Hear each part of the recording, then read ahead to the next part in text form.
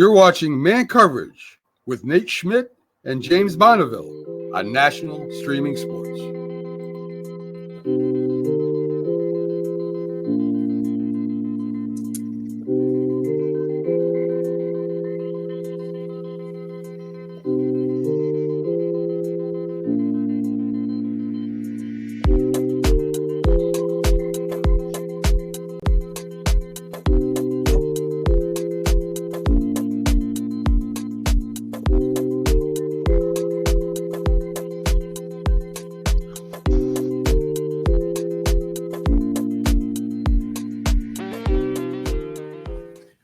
Good morning, everyone. It is October 20th, 2024. This is Man Coverage. This is Nate Digital, Knoxville Nate, and James Bonneville. We are coming at you live on Week 8.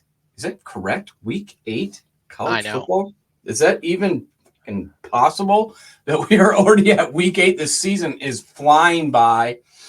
We had some pretty interesting games yesterday. Lot to talk about. We're going to go over some of these games. We're going to talk about where we're at with the Heisman. We're going to kind of talk about who's impressing us, who is not, who's our coach of the year at this point. We're going to go into the state of the union with Week 8 here. But the first thing we've got to discuss is obviously what went down last night in Austin, Texas. Matthew McConaughey was on camera all night long. Why do they show that guy after every play? I'm like, I don't understand. It's like the USC doing that whole song after every freaking first down. Dun, dun, dun, dun, dun, yeah. And Matthew McConaughey. I mean, it's like, yeah, I get it. I get it. He's from Austin. You're from Austin. You like Texas. You stand on the sidelines. Great. You know, it's like Michael Irvin going to the Miami game and standing on the sideline. It's like, dude, you blew coke your whole career at Miami. You don't even remember what happened. So I don't know, dude. It's just weird, but whatever. It was a pretty it was an interesting game last night. It was definitely interesting and fun to watch. I think this was a huge game for Georgia. 2 losses would not have looked good, especially since Bama has taken a turn for the worse, and we'll get into that in a minute. But I kind of feel like this was almost a must-win for Georgia. They were in complete control going into halftime. Was it 23-0? Yeah. Yes, 23-0 at halftime. Let us know if we're keeping you up. And they it was a late night, man. Georgia was up 23-0, was kicking their ass. And then in the second half, it was like the referees decided, what can we do to get Texas back in this game? Because Texas wasn't coming back. This whole game, to me, James, and I'm going to get your thoughts here in 10 seconds, but this whole game to me was Georgia's D-line. Every time, they're down 23, so all Texas could do, they couldn't run the ball. They had to throw it. And every time that it was a must throw down, Georgia hit, sacked, or disrupted the quarterback. And this has been what's been a really good Texas O-line. But to me, that was the whole game, was that Georgia's D-line was better than Texas's offensive line, and they freaking dominated their ass all night long. Honestly, last night was a masterclass in watching Georgia's front six run shifts, how their linebackers came to the line, their zone blitz packages. Texas's offensive line is really pretty good, and they made them look like fools last night. Mikael Williams and Jalen Walker, holy crap. They might as well just had Texas uniform on because they were in the backfield more than freaking Quinn Ewers was last night. It was incredible how quickly they were getting back there. But it was all set up by that pre-snap shifts. I remember that one I sent you this morning. Yep. Where there's a shift over to the their right, our left, and the 2 mics come up and fill the D tackle spot, and the linebacker comes up on the side.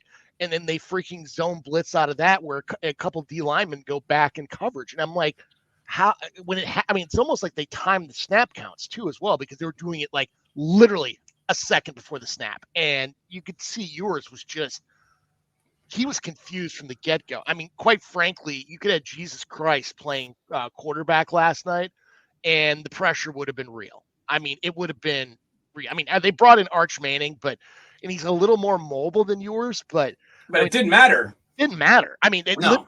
it was Georgia won this game strictly on their defense. Carson Beck did not have a good game. I mean, quite frankly, for a game that had 7 turnovers between both teams, you and I were texting each other last night. There could have been 20 interceptions. Like there were some that were just shocking that weren't picked.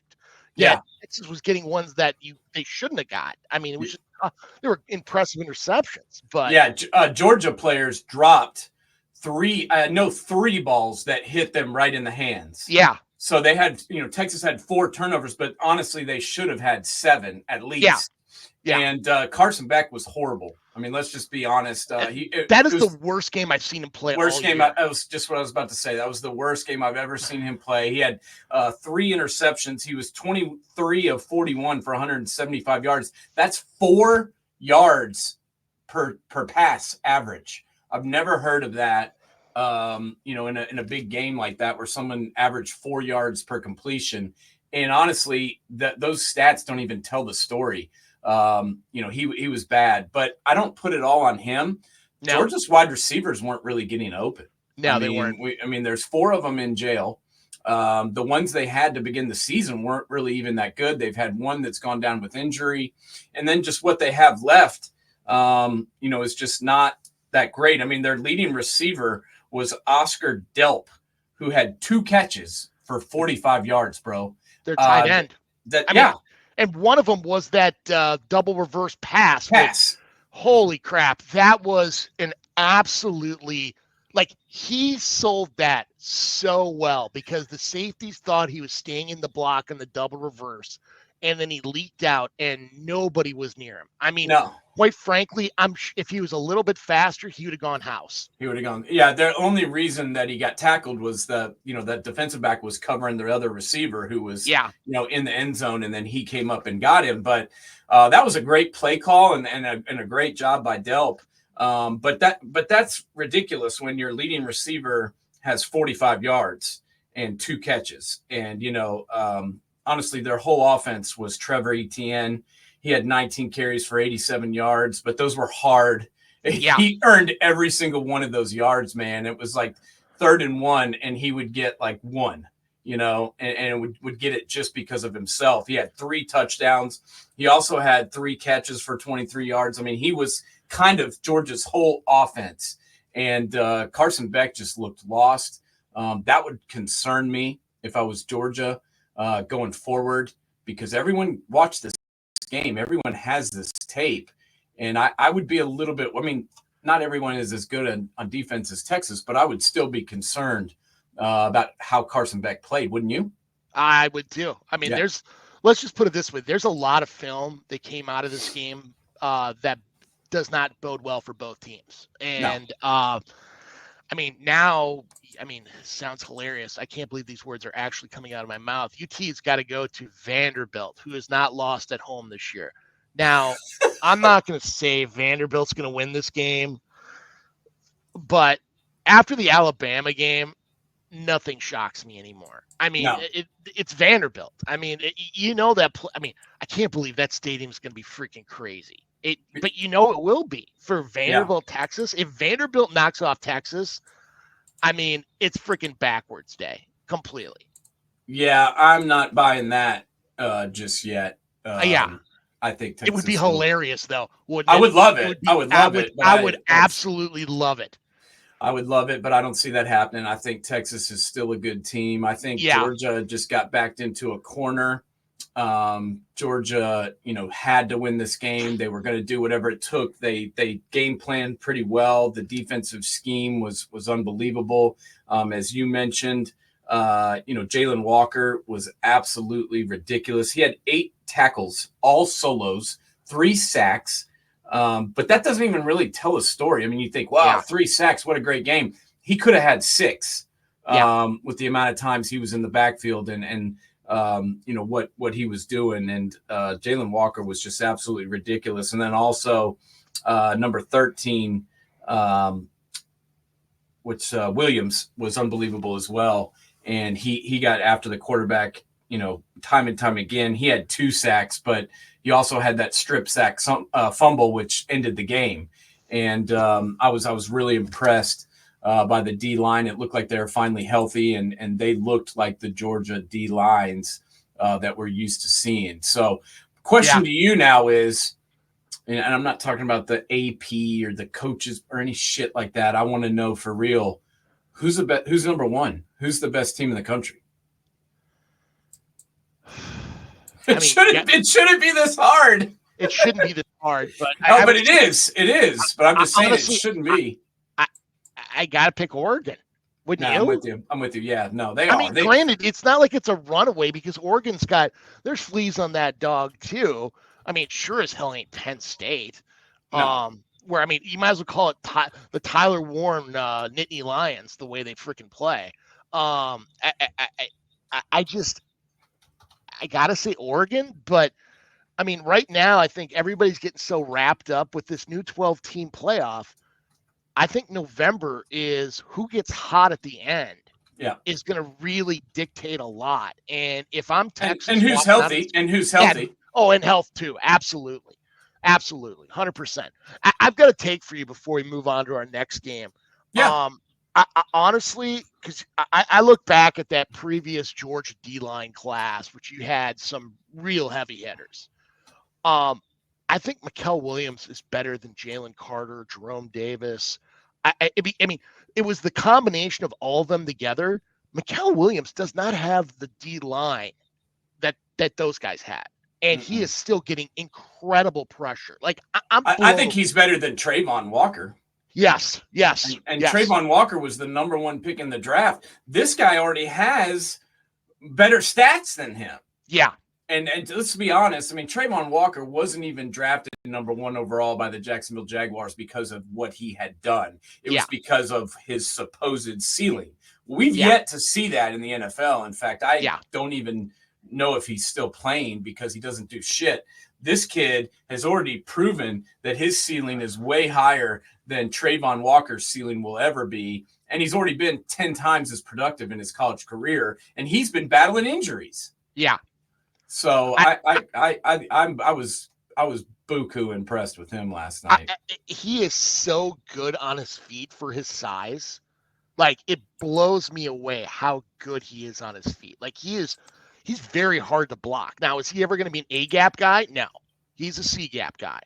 But holy crap, just his size and speed, he gets off so well.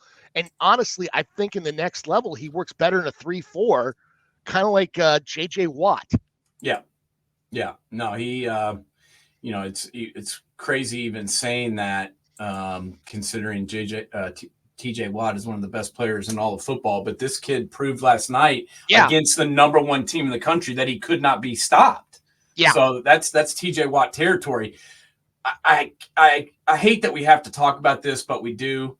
What the F is going on calling the fucking targeting on every play?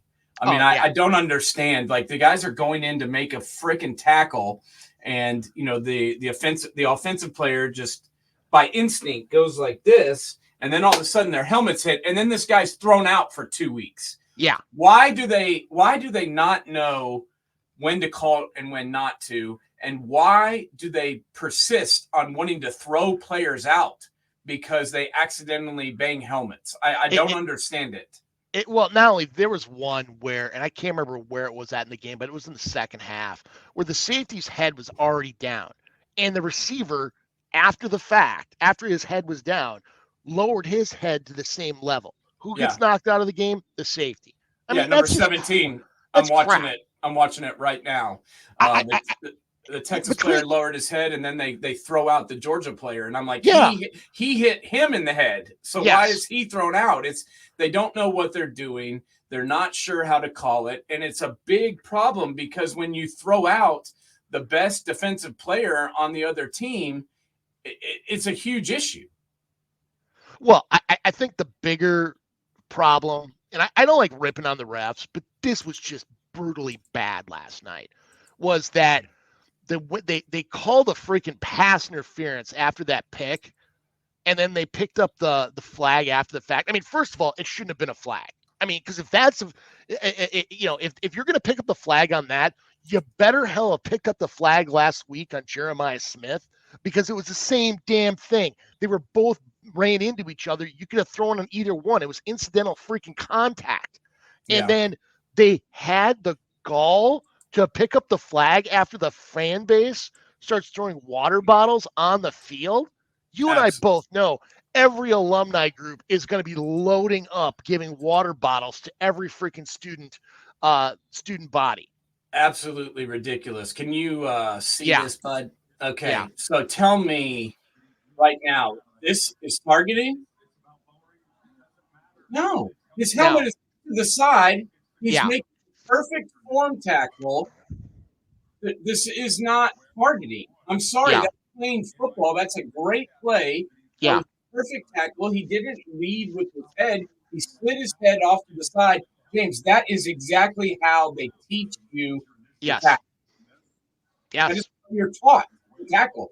So what is that guy supposed to do different right there? What is number 8 supposed to do different? I don't know. Honestly, it's gotten so out of hand. I mean, this is the targeting aspect is just it's almost like the way they treat quarterbacks in the NFL, where if you sack them, if you don't lay him down in a bed of freaking feathers, it's a freaking roughing the passer penalty. I mean, it's a joke. It's an absolute joke. And the officials are so bad right now across the board. I mean, I didn't even care who won last night. Yeah. But I was like, how do you go and change a call because the fans are throwing shit on the field? First off, shouldn't there be a penalty on the home team for throwing stuff on the field? I swear when Tennessee was playing Ole Miss, they called a penalty on Tennessee because they threw stuff down the field. I may be wrong on that, but I could have sworn that was a rule.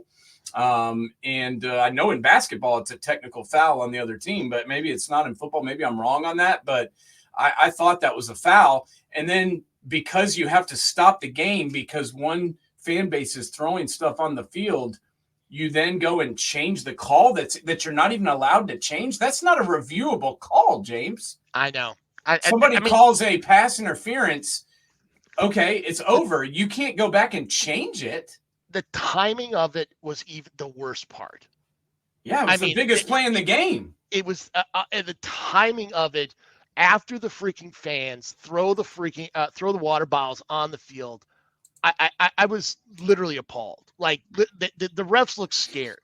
They did. Because calling it 30-15 made it sound like Texas was actually remotely close. No. Georgia kicked the shit out of them, plain and simple.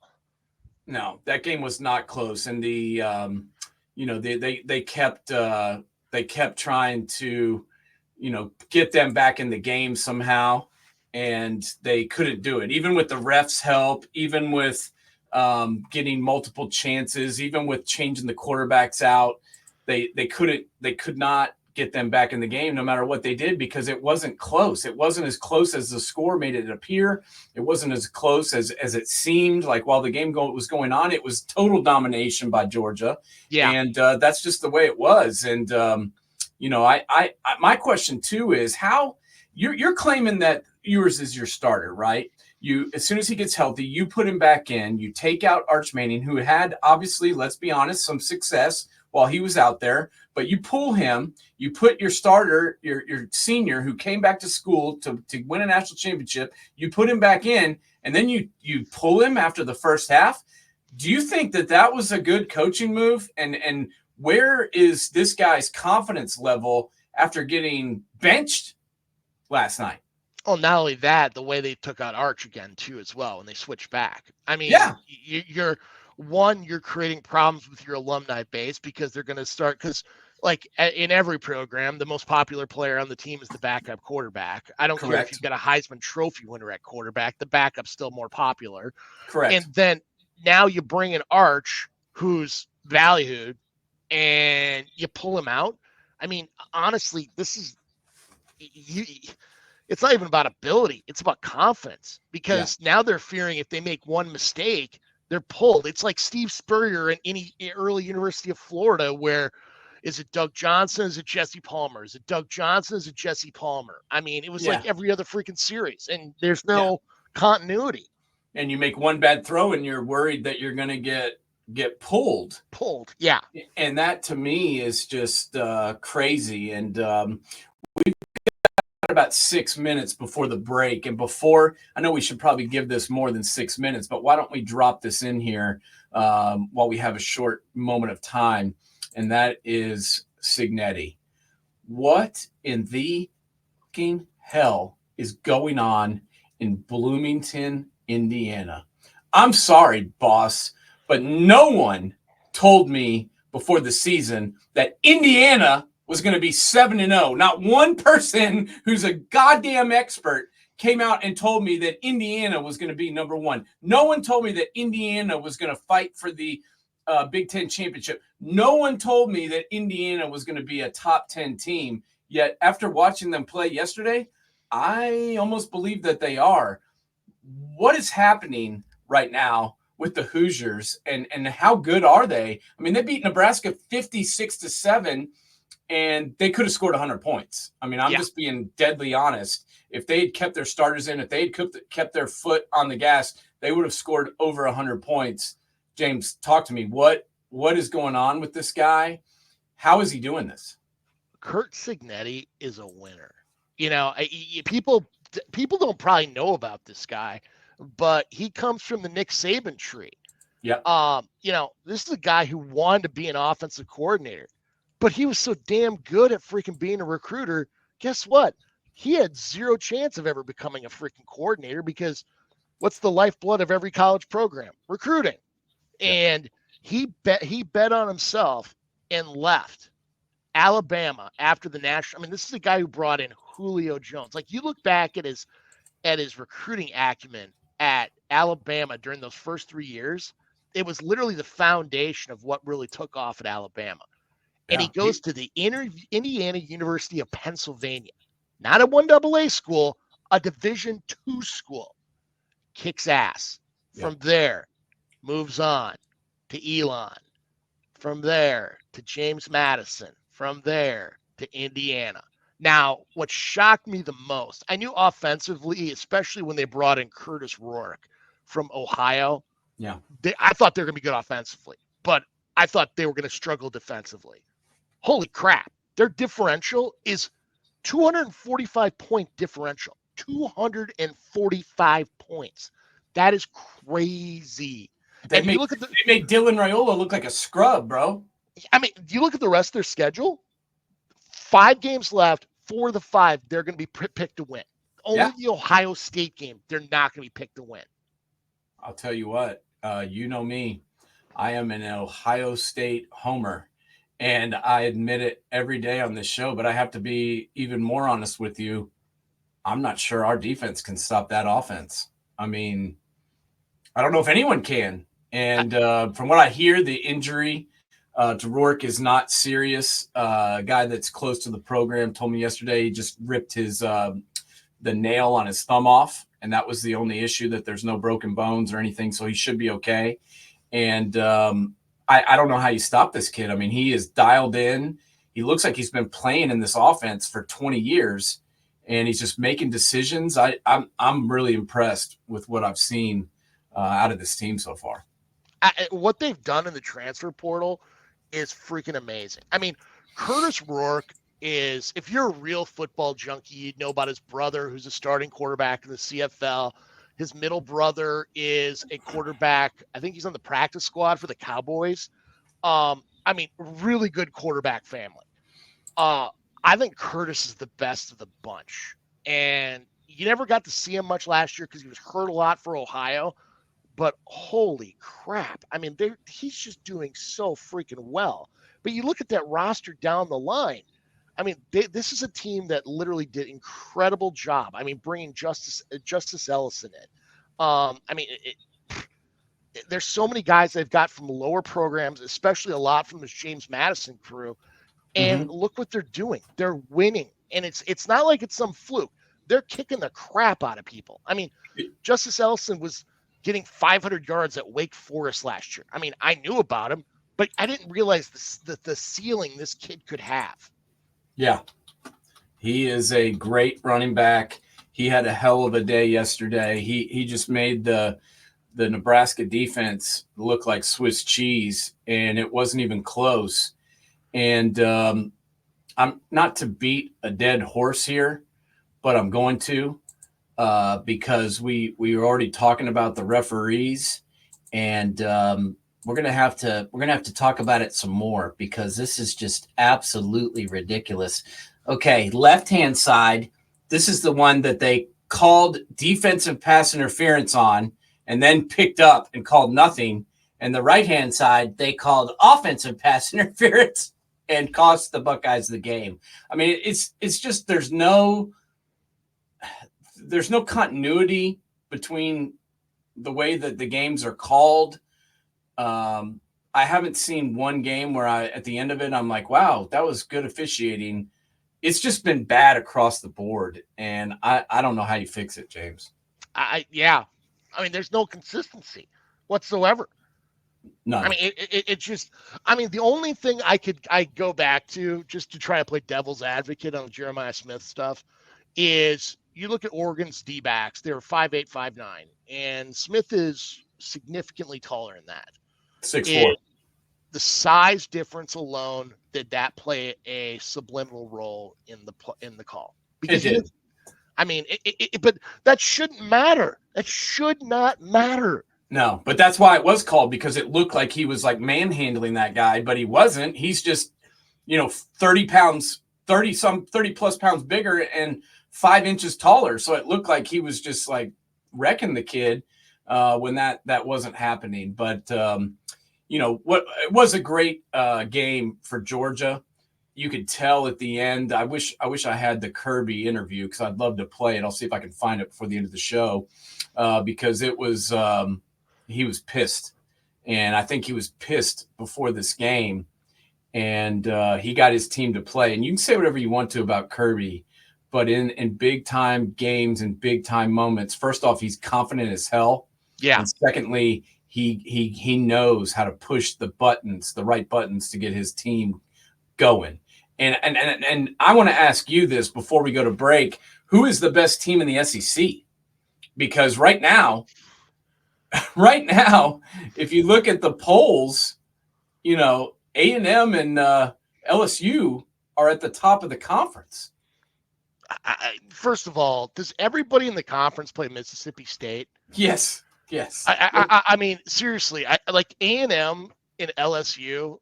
Literally, I put in the same class as Ole Miss, and I was high on Ole Miss going into this year, but they just look awful. They're horrible. I mean, if you put a gun to my head and tell me who I think the best team in the SEC is right now, Georgia. And it's not even close. No. Like Georgia, then there's a break, then there's Texas, then there's Bama, Tennessee. Then there's a huge delta from there. Well, we learned last night that there's a big difference between Georgia and Texas. I mean, that was on Texas's home field, bro. Yeah. That was a home game at night with their fans, with Matthew McConaughey in his leather ugly ass jacket going nuts, and it didn't matter. I mean, they dominated them from the word go, and it wasn't even it was 23-0 at halftime, and the final score had no real bearing on the closeness of the game. It was just utter domination. And this is without Georgia being able to really have any offense whatsoever besides their running back that they got from Florida. Yeah. I mean, Beck had an awful game, but we beat that horse to death. Let's go to commercial. And yeah, he was bad, and they're going to have to get better on offense if they're going to win it all. Absolutely. But I agree with you. They're the best team in the SEC right now. Football season is here, and SeatGeek is my go-to for buying tickets. Now, with SeatGeek, every single ticket is backed with their buyer guarantee. We've all had plans change, and when you can't make it to the big game, SeatGeek has you covered. They're the only ticketer that allows you to return your tickets ahead of the event for credit with SeatGeek swaps. So when things come up, I know that my tickets won't go to waste. So what are you waiting for? Download the SeatGeek app to maximize your possibilities and shop live events with confidence. Football season.